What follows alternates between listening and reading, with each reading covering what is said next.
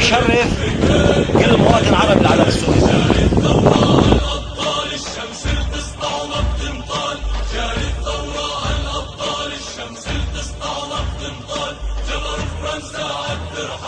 إلى العرب روحي ومالي، لالي لالي لالي يا علمنا، لالي بالعالي، غالي غالي غالي اسمك يا وطننا يا غالي، تحت جناحه أنا متخيل، أنا سوري يالي يالي.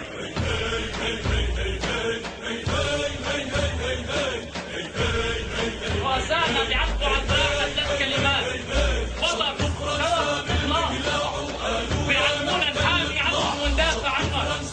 الثلاث كلمات نحن موجودين على شارع كل جندي اليوم بجيش العربي السوري.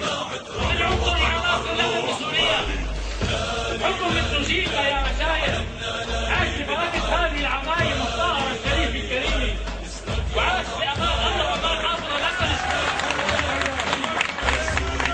وعاش بأمان الله وأمان حاضر الأسد، وعاش بأمان الله وأمان بشار الأسد. فجيلنا ما عايش أزمات حقيقية بهذا الوطن مثل جيلكم. فعندما اجت هذه الأزمة، أول ما علمتنا عليه معنى ثلاث كلمات: طلعوا صفات الشعب السوري صفاتكم، فوالله ونعم، والله نعم يا شعب سوريا، والله نعم يا بني العروس، ونعم منكم الطيب الصافي الشريف المقاوم الوطني العروبي اليعربي، والله نعم، والله نعم. يرحم سلفكم، ربيتوا وربيتوا على ثلاث كلمات من قديمات لدوار، ومن يومكم: وطن، شرف، اخلاص. شباب سوريا، رجالات الوطن، يا ما ترتضوا بالظيل، بمعرفتي بالشعب السوري وبمعرفتي فيكم وبشد الظهر فيكم وباتكالي على الله وعلى سنودكم، بيطلع لي عني بالصوت وقول: ابشر دوم عزك يا اسد. مش بس نحن ورجال السويدة، كل شعبك عند اللزم تلقاهم حولك مداريس ويتكنوا باخوات اسماعيليه. بس اعطوني علم سوريا لو سمحت، اعطيني علم سوريا، لانه في مين اليوم بده يغيروا. شباب الوطن، هذا علم وطني، وطنك يا وطن، هذا علمك يا وطن، يا علم، هذه الوانك يا علم. وجاي اليوم مين بده يغير الوانك؟ لك خسروا، لك خسروا يا علم، يا علم، هذه الوانك يا علم.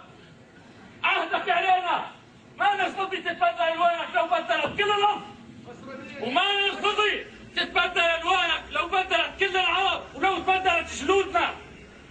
اذا سالتني يا علم ليش، بدي اقول لك يا علم: لانه حماتك سوريين، احنا حماتك يا علم، احنا حماتك.